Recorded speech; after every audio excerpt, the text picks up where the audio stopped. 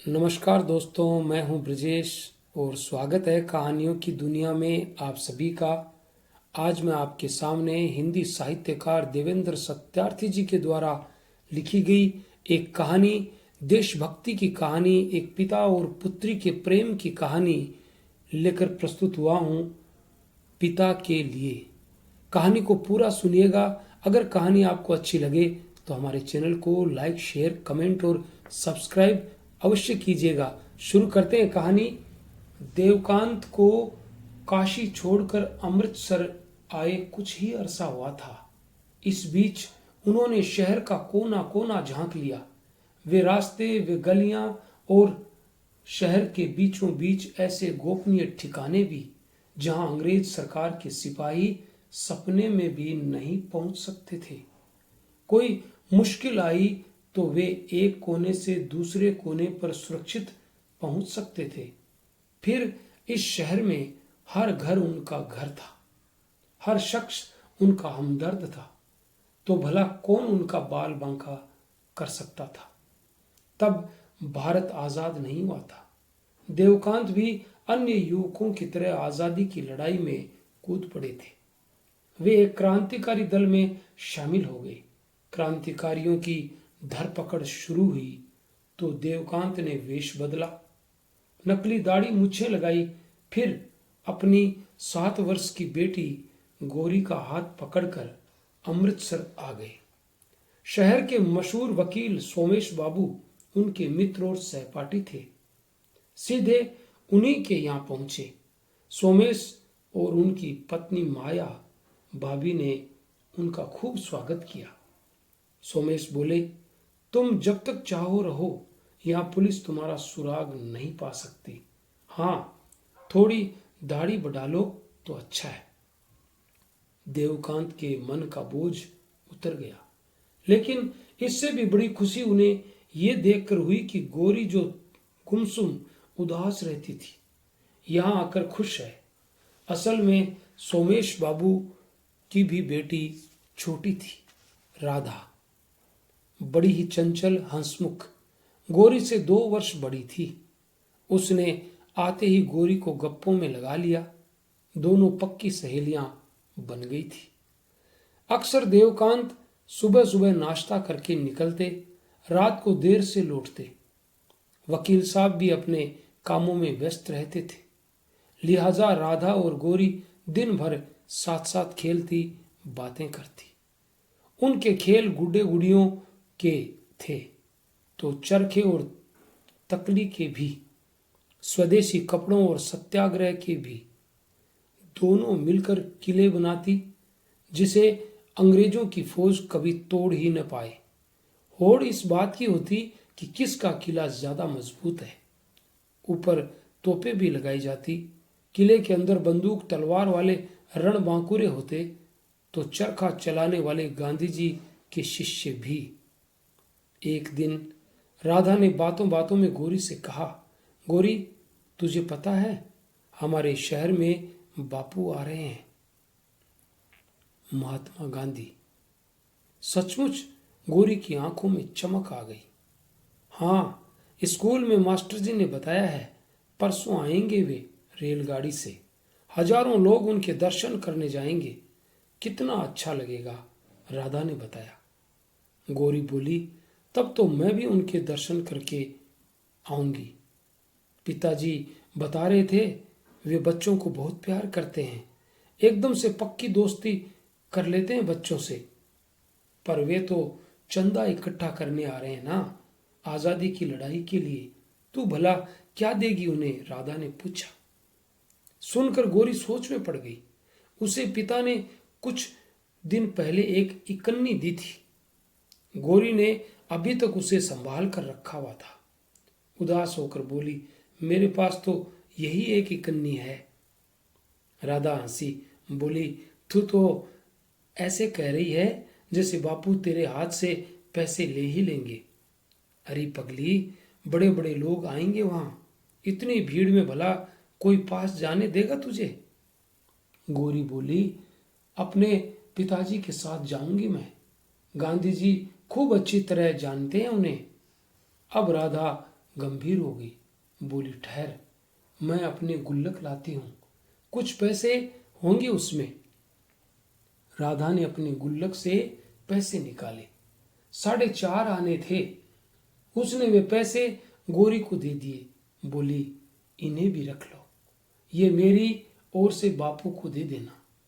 गोरी बोली, कुल 5.5 आने हो गए, इतने थोड़े पैसे देना क्या अच्छा लगेगा? इससे तो अच्छा है कुछ फल ले लूं। वाह, खूब मजेदार रहेगा, राधा ने कहा। फिर दोनों सहेलियों देर तक बातें करती रही। उस रात देवकांत लौटे तो गोरी ने कहा, पिताजी, बापू आ रहे हैं परसों, आप मुझे उनसे मिलवाने ले चलेंगे ना? सुनते ही देवकांत का चेहरा सफेद पड़ गया। गांधी जी के आने का उन्हें भी पता चल गया था, पर वे अभी उनसे मिलना नहीं चाहते थे। जानते थे पुलिस उनके पीछे पड़ी है। कुछ देर चुप रहकर बोले, अभी नहीं बेटी, कुछ जरूरी काम है।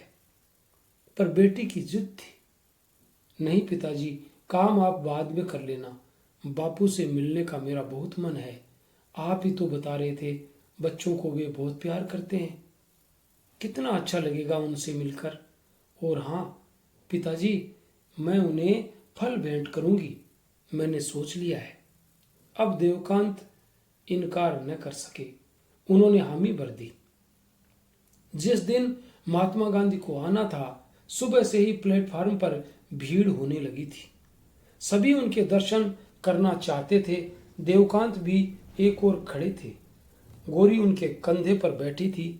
उसके हाथ में एक छोटी सी टोकरी थी जिसमें केले, संतरे और चीकू थे। लोगों का उत्साह बहुत अधिक था।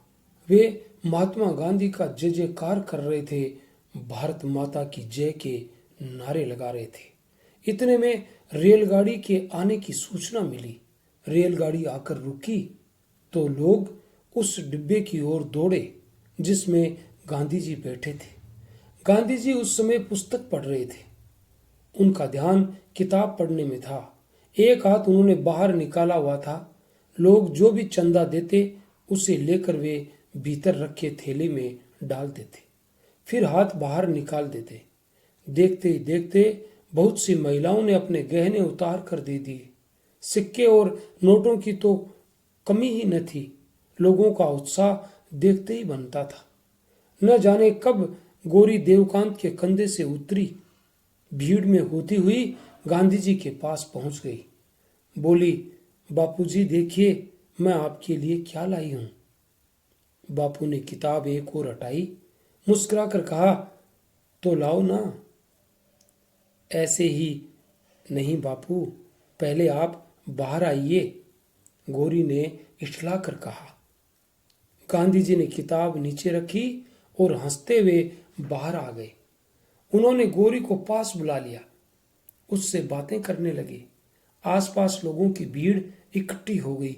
देवकांत भी तब तक आ गए थे। बापू बापू, ये मेरे पिताजी हैं, गोरी ने कहा। गांधी जी ने देखा तो देवकांत की शक्ल उन्हें कुछ कुछ पहचानी लगी। देवकांत बोले, आपके आश्रम में आपसे मिल चुका हूं, आपके कई पत्र भी हैं मेरे पास। देवकांत, गांधी जी के होठों से बरबस निकला। दाढ़ी बड़ी होने के बावजूद वे देवकांत को पहचान गए थे।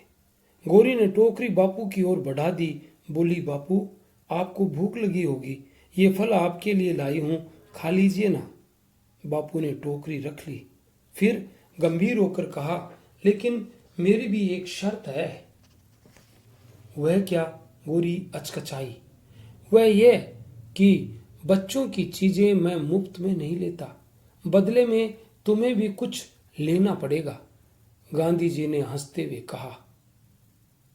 फिर वे अंदर गए, टोकरी एक तरफ रख दी। रेलगाड़ी के डिब्बे में फूल मालाओं का ढेर था। वे झट दोनों हाथों में कुछ मालाएं उठाकर लाए। गोरी को पकड़ाकर कहा, ये तुम्हारे लिए। गोरी का चेहरा खिल उठा, जैसे दुनिया का अकूत खजाना मिल गया हो। देवकांत भी मंद मंद मुस्कुरा रहे थे। इतने में गाड़ी चल दी। देवकांत ने कहा, गोरी, ये फूल अनमोल हैं, संभाल कर रखना। धीरे धीरे भीड़ छंटने लगी। गोरी पिता की उंगली पकड़े चल रही थी। अभी वे प्लेटफार्म से उतरे ही थे कि अचानक पुलिस के 5-7 सिपाही देवकांत की ओर बढ़े। बोले, मिस्टर देवकांत, आपको गिरफ्तार किया जाता है। देवकांत जिस आशंका से घबरा रहे थे वही हुआ। प्लेटफार्म के चप्पे चप्पे पर सरकार के गुप्तचर थे। जब गांधी जी ने देवकांत का नाम लिया तभी सारा भेद खुल गया। देवकांत फिर कैसे बच पाते। उधर गोरी हक्की बक्की खड़ी थी, समझ नहीं पा रही थी पुलिस उसके पिता को क्यों पकड़ रही है। देवकांत ने एक व्यक्ति को वकील साहब के घर का पता बता दिया। बोले, मेरी बेटी को वहां पहुंचा दीजिएगा, आपका एहसानमंद रहूंगा। फिर वे चुपचाप पुलिस वालों की गाड़ी में बैठ गए। गोरी भीगी आंखों से पिता को जाते देख रही थी। घर आते ही वह फूट फूट कर रो पड़ी।